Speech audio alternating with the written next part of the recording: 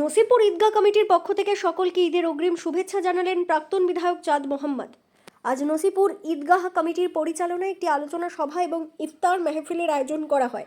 প্রাক্তন বিধায়ক তথা এলাকার বিশিষ্ট সমাজসেবী জনাব চাঁদ মোহাম্মদ তিনি তিনার বক্তব্যে বললেন, প্রতি বছরের মতো এবছরও আমরা রমজান শেষ করে ঈদের খুশি মানাবো। তাই আজকে আমাদের ঈদগাহ কমিটির পক্ষ থেকে ঈদগাহ সাজানো ও গোছানো, প্যান্ডেল ডেকোরেশন, আলোকসজ্জা বিভিন্ন বিষয় নিয়ে আলোচনা সভা অনুষ্ঠিত হলো। তার পাশাপাশি আমরা ইফতার মেহফিলের আয়োজন করেছিলাম।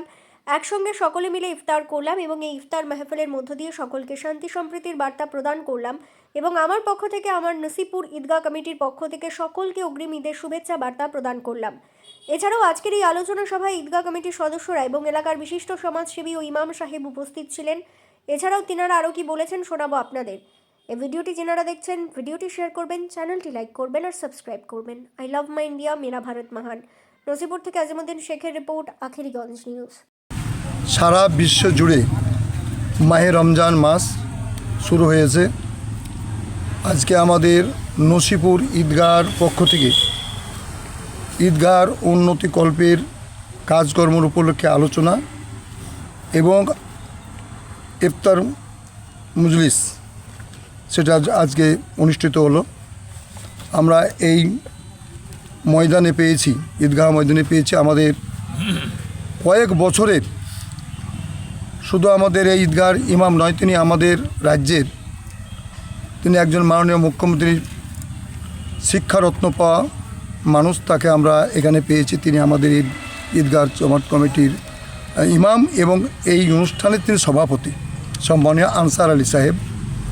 আমাদের মধ্যে আছেন যার মিজানুর নাম ডাকনাম, সভাপতি সাজ্জাদ আলী সাহেব রয়েছেন, আমাদের আকিব মাস্টার রয়েছেন, আমাদের খোরশেদ আলম সাহেব রয়েছেন, আমাদের একজন খুব সিনিয়র মোস্ট এই এলাকার, তখন আমাদের এই ঈদগাহ সম্বন্ধে খুব অভিজ্ঞ মানুষ একজন চলে গেছেন, কিবরিয়া সাহেব, এবং আমাদের শামসুল সাহেব তিনি উপস্থিত আছেন। আমাদের টিয়ারুল হাজি সাহেব রয়েছেন, আমাদের নাজিমুদ্দিন, আমাদের আলহাজ, আমাদের আহারুল সাহেব রয়েছেন, আমাদের এই সব পাশে আছেন পলাশ, আমরা সকালে দেখছেন সবাই মিলে, আব্দুল হক সবাই মিলে আমরা একসঙ্গে এখানে আজকে আমরা ইফতারে আমরা জয়েন করেছি এবং এই ঈদগাহর সম্বন্ধে আমরা আলোচনা করেছি। শুধু তাই নয়, এই ঈদগাহ আমাদের পশ্চিমবাংলার কয়েকটির মধ্যে একটি এবং মুর্শিদাবাদের মধ্যে সবচেয়ে বৃহত্তম জামাত। এখানে যতবার আমাদের ঈদ হয় ততবারই সে আমাদের মুর্শিদাবাদ থেকে কোনো সময় এসপি, কোনো সময় অ্যাডিশনাল এসপি, কোনো সময় আমাদের এসডিপিও, থানার পিডিও, আশেপাশে সমস্ত যারা বিডিও এবং থানার ভারপ্রাপ্ত অফিসার তারাও এই জামাতে আসেন।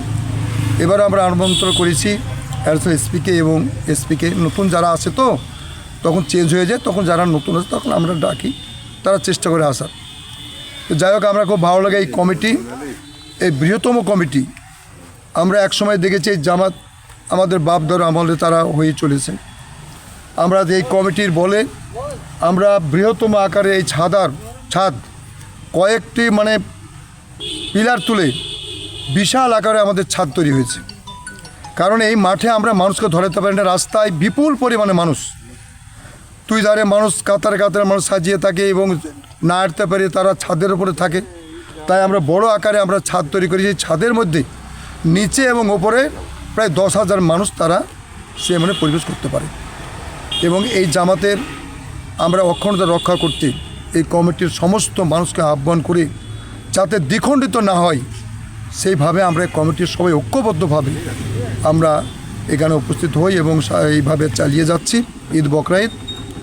এবং আমরা চেষ্টা করব সারা দেশের মুসলমান সম্প্রদায়ের মানুষ সুস্থ থাকুক, ভালো থাকুক এবং ভালোভাবে ঈদ কাটাক এবং বিভিন্ন রাজ্যে এবং বিভিন্ন দেশে যে অপ্রীতিকর ঘটনা ঘটছে সম্প্রতি, সেটা যেন আমাদের মধ্যে যাতে বাতাবরণ তৈরি না হয়। আমরা যে সকলে দলমত নির্বিশেষে আমরা হিন্দু মুসলিম সকলে মিলে ঐক্যবদ্ধ যেন আমরা পশ্চিমবাংলায় মুর্শিদাবাদে ভগবান নসিপুরে ঐক্যবদ্ধ থাকতে পারি, এই আবেদন আমরা করছি। সকলকে আসসালামু আলাইকুম ওয়া রাহমাতুল্লাহি ওয়া বারাকাতুহু। আজকে আমাদের মুর্শিদাবাদ জেলার ভগবানগোলা থানার অন্তর্গত নসিপুর ঈদগাহ জামাত পশ্চিমবাংলার মধ্যে অন্যতম রানীতলা থানার অন্যতম একটি বড় জামাত। এই জামাতে প্রতি বৎসরের ন্যায় এবৎসরও একটা ইফতার মাহফিলের আয়োজন।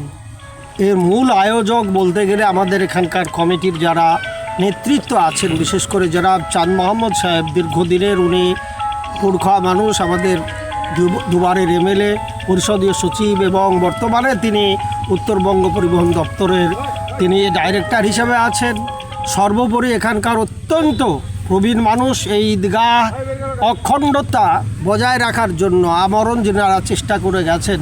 আমার ভাই জনাব শামসুল আলম সাহেব আছেন, জনাব সাজ্জাদ হোসেন সাহেব এবং ইয়াং জেনারেশনের পক্ষ থেকে মিজানুল ইসলাম সাহেব সহ এরা, এবং আমাদের প্রবীণ মানুষ জনাব নাজিমউদ্দিন সাহেব, নাজিম সাহেব উনিও আছেন, যে না আমরা সবাই মিলে এক হয়ে আজকের দিনে প্রায় 50-60 হাজার লোকের একটা জামাত, যেটা বিরল, ছোট্ট ছোট্ট জামাত হয়ে যাচ্ছে, ভেঙে যাচ্ছে।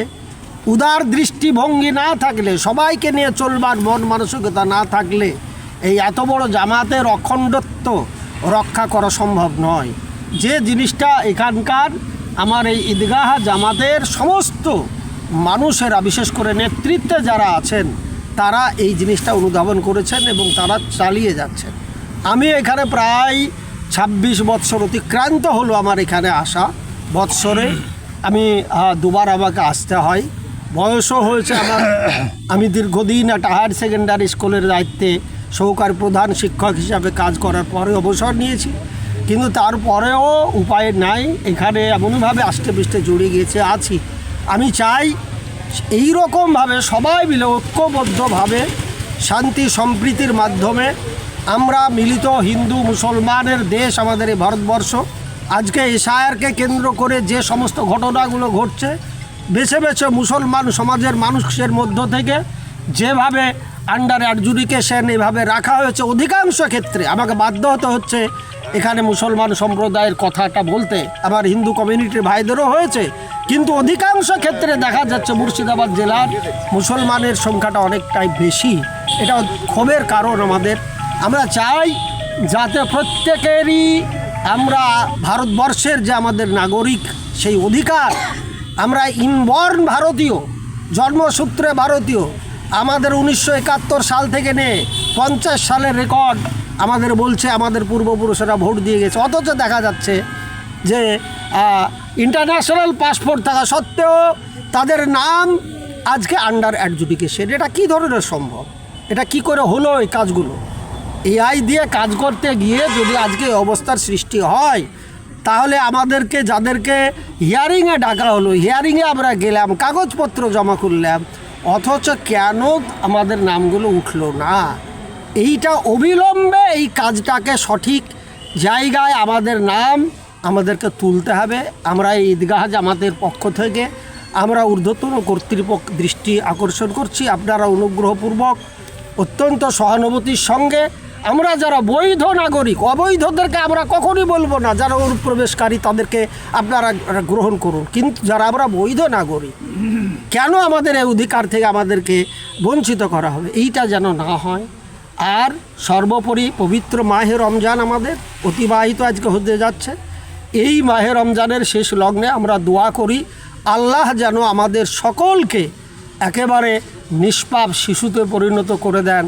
আল্লাহ আমাদেরকে মাগফেরাত, আমাদের রহমত, মাগফেরাত এবং আমাদেরকে নাজাতের এই যে মাস, এর পরিপূর্ণ আমাদের বরকত যেন আল্লাহ আমাদের সকলকে দান করেন, আমাদের পূর্বপুরুষ সকলকে যেন আল্লাহ জান্নাতবাসী করেন, এই কামনা করে আপনাদের সকলকে আবারও আন্তরিক সালাম জানিয়ে আমার এই ক্ষুদ্র আলোচনা শেষ করছি।